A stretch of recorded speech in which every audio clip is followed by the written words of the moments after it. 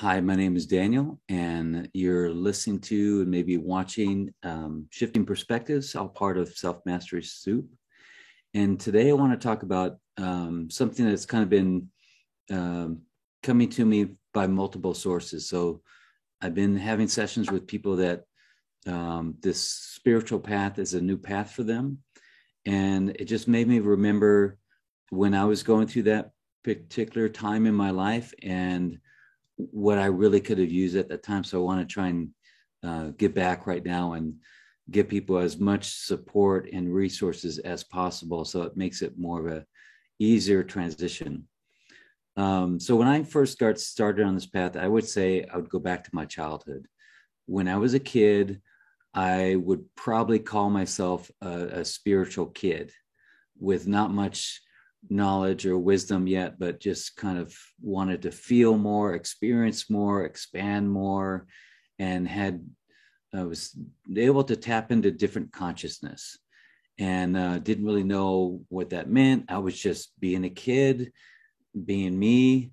And then that shut down for a while. But that part, that me back then was very normal, natural way of being. And I would call that more authentic. And that's one I want to kind of plant a seed is we could replace the word spiritual with authentic. So you might even think that, you might even think about this idea that being spiritual is not really being anything, and people call it spiritual. But when I'm, gosh, this is a new thing to talk about this way because it feels so natural. So how do I talk about something that's so natural in a way that is new to other people?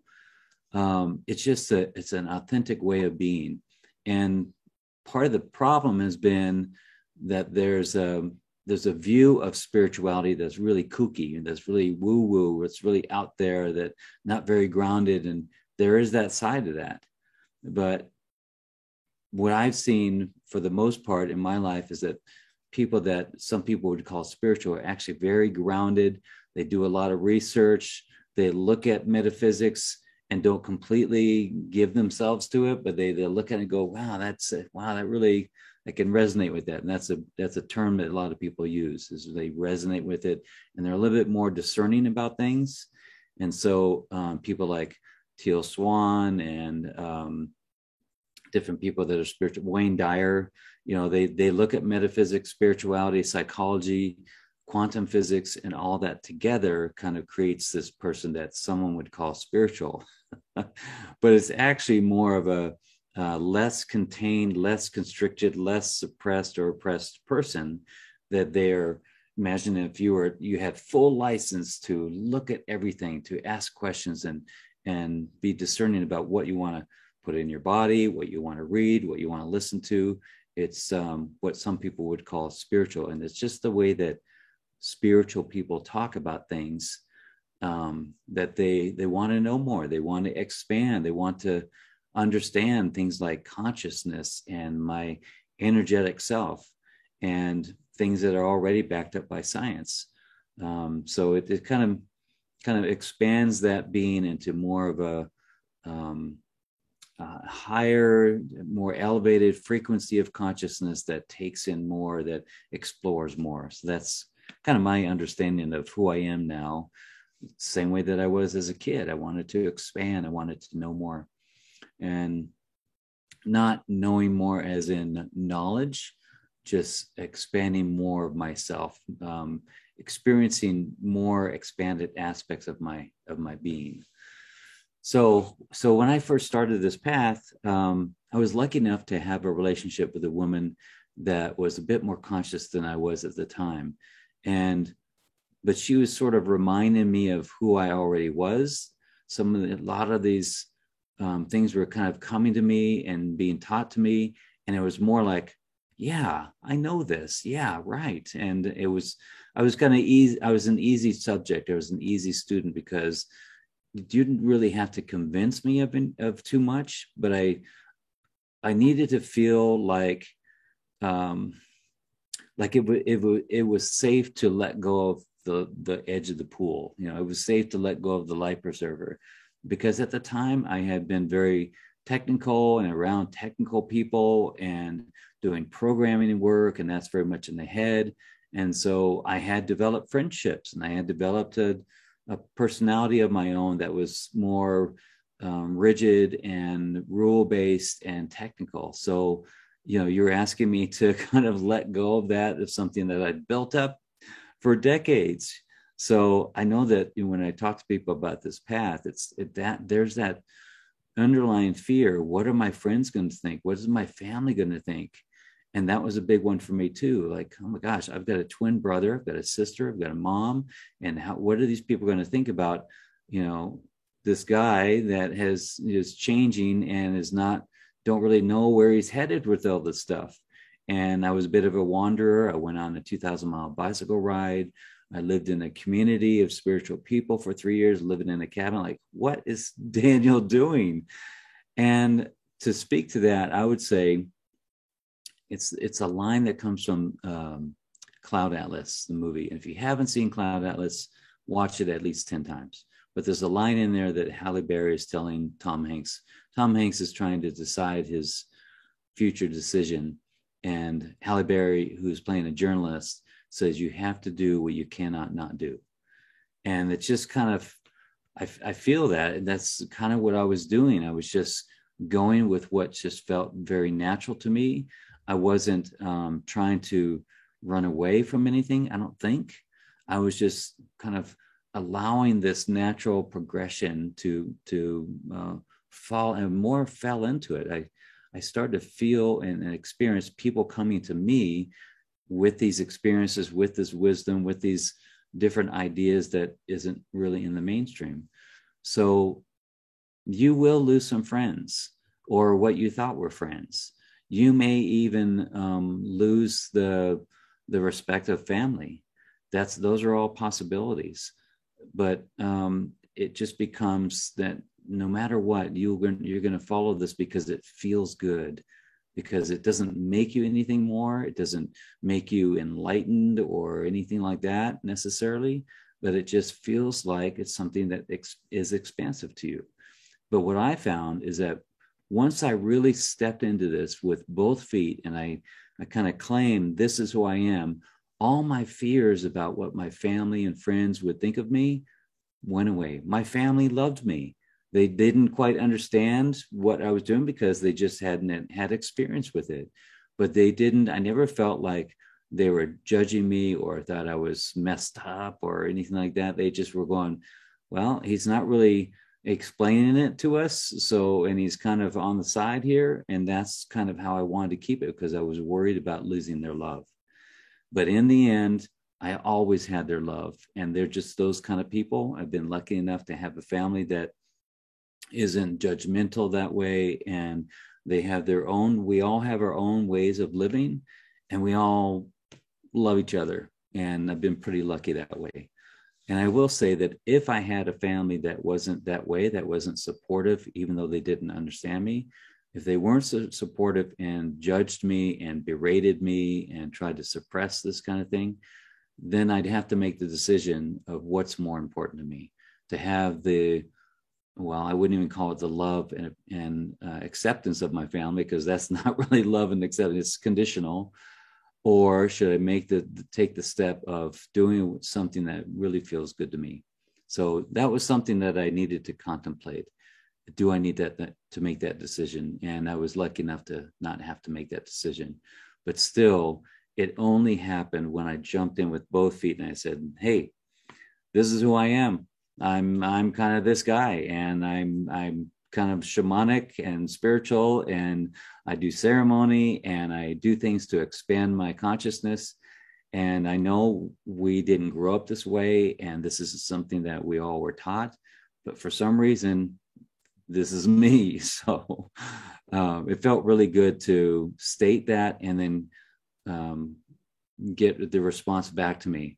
It's cool. We don't really understand exactly all the things that you're doing, but we completely support you. So it was really cool that way. I want to give the people that are on a more of a beginning path of exploring their spiritual nature, or again, to become more authentic. Um, when you first started, when you were a little boy or girl, you were more authentic. You were more in a space of unconditioned being, and things happened, and you started to become more conditioned to fit into society, or to get more love, or to be accepted in society, and that kind of thing. And you know how that feels. It has felt out of alignment. It feels kind of wonky inside of you. And that's the tough life. If you imagine yourself somehow in the future that you have expanded your consciousness, you feel for some reason more love in your life, you feel happier most of the time, all of these things start to kind of manifest themselves. If you take yourself to that place and then look at the old self, that's the tough life. There's this idea that I'm going to go from what I know into this spiritual way of being or something, or more of a spiritually centered life, that it's going to be this tough thing. But try and go the other way. You would look back at that and go, I cannot. How did I live back there? So I like to kind of play with that idea.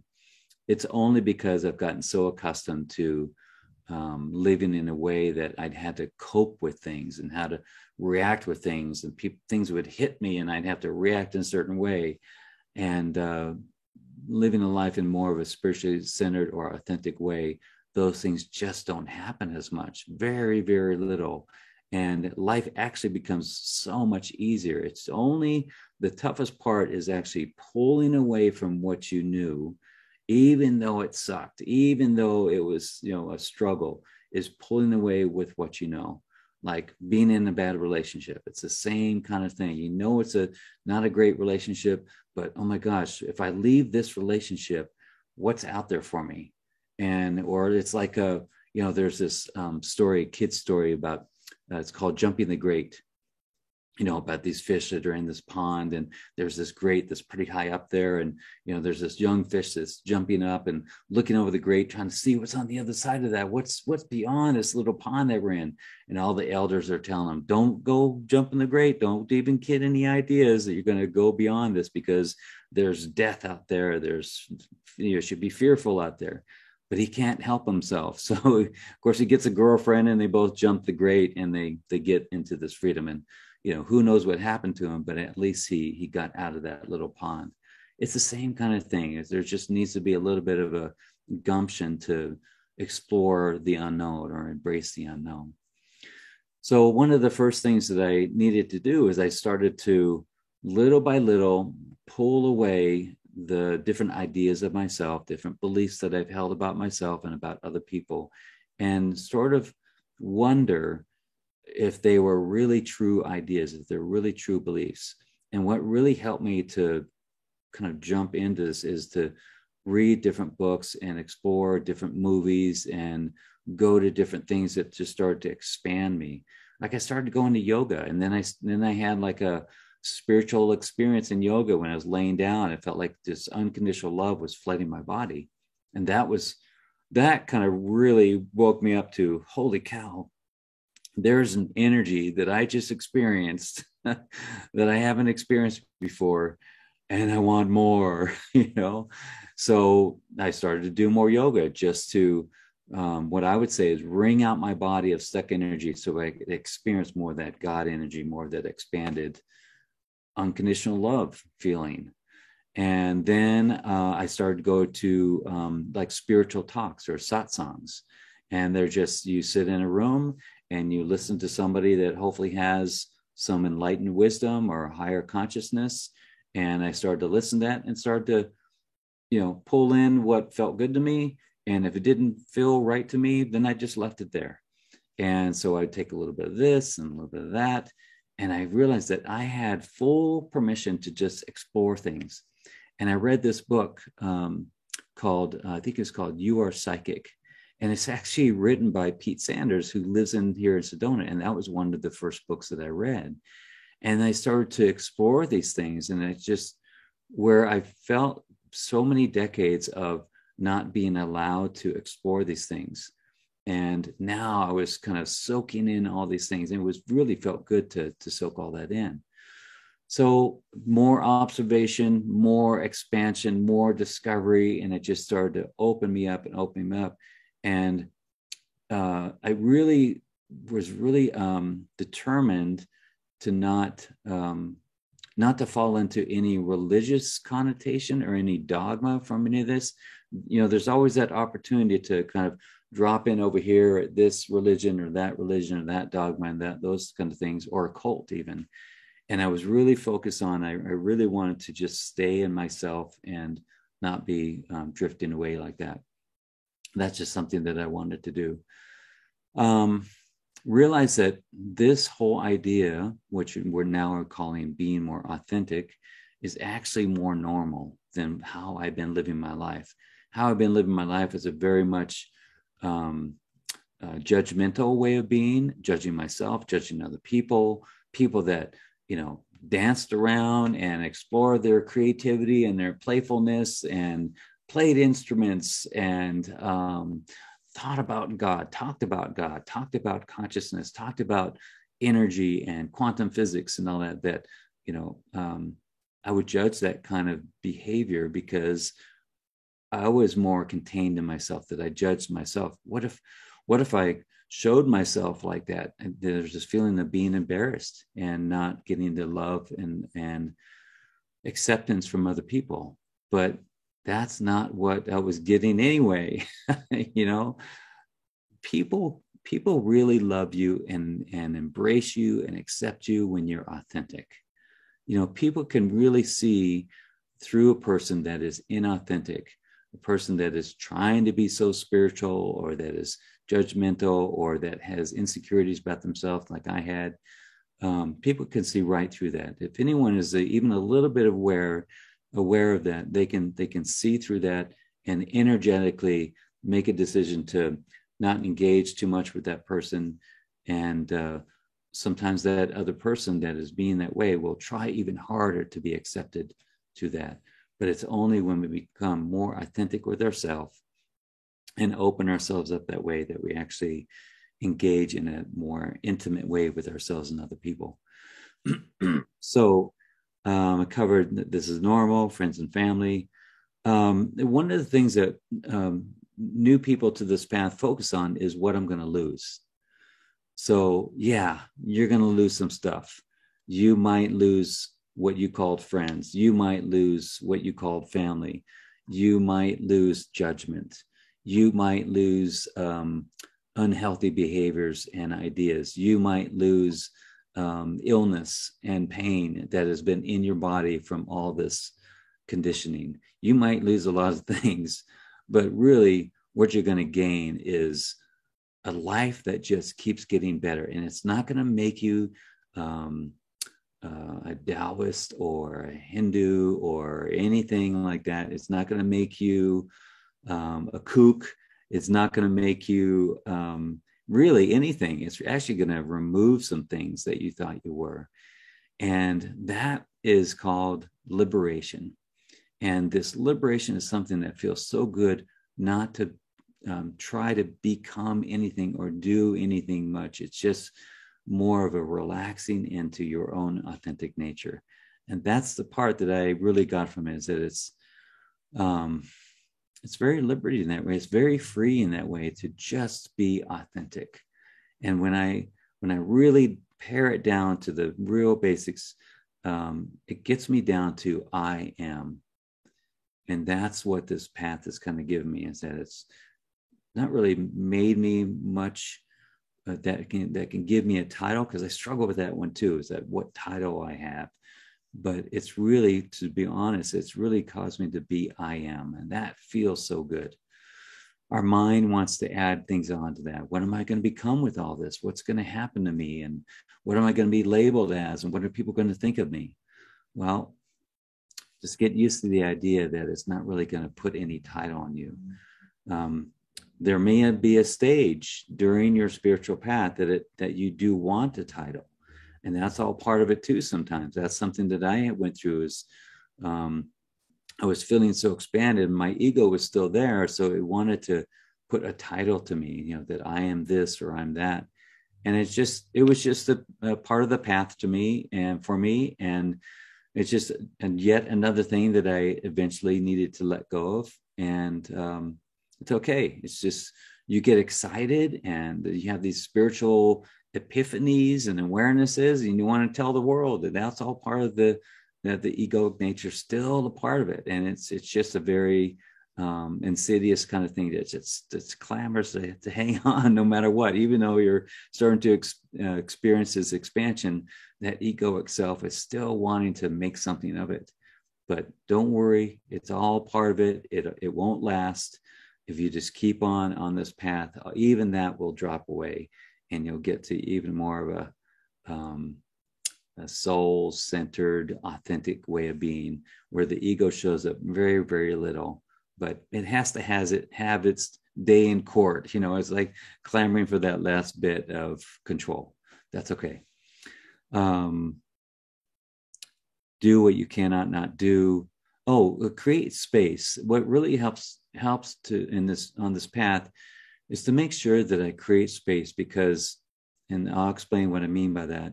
There's a lot of new ideas that are hitting you, and your brain it's hard to understand these things. Your heart knows it, your body consciousness knows it, and it's just, wow, it just feels like my whole being is expanding, and your brain, your mind is trying to keep up, but it can't keep up. And it's a bit overwhelming sometimes. So I hear a lot of people say, it's so overwhelming. It's awesome, but it's overwhelming. And it's awesome, it's overwhelming.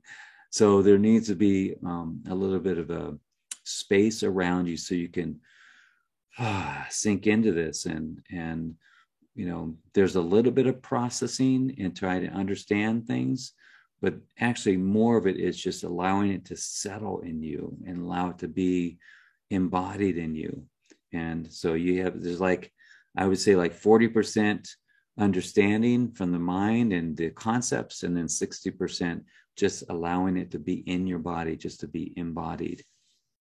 So there's some space that helps. Like for me, I have 4,000 acres. So it really helped me sink into this. And as triggers came up, that I had that space to engage in self-inquiry, to look at these things. Not everybody has 4,000 acres, but you do have your backyard, your dark closet, go on a vacation, or go to the park, or go somewhere that you can have some space around you. And whenever you need it, it doesn't have to be when there's a trigger or something. Give yourself some space that you could be in your own thoughts and your own opinions about it.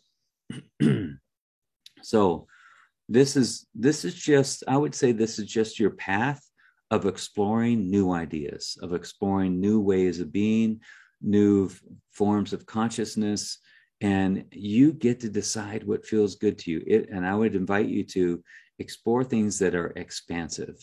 And if it starts going down a road of containing you or some kind of dogma, then you get to be discerning about if that feels good to stay in that. And I've just got some great wisdom from teachers that have just, invited me to follow my heart, keep expansion, keep following my excitement. And that's what's kind of led me to the life that I have now. Question everything, even spiritual stuff. Question what people are telling you, and see if it feels good to you. And you might take on something that I say, and it feels good now, but it doesn't feel good tomorrow. You have full permission to do that. I even have ideas about things that resonate with me now, but I'm an ever-changing being, and I'm, existing in different realities with different consciousness. And I'm sure I'll look back at my life 5 years from now and go, wow, okay, he had that idea about that thing, but that's just where I was at the time. So, and you will speak to and attract people that are in resonance with that consciousness. So there's no end to this journey. There's no final place here.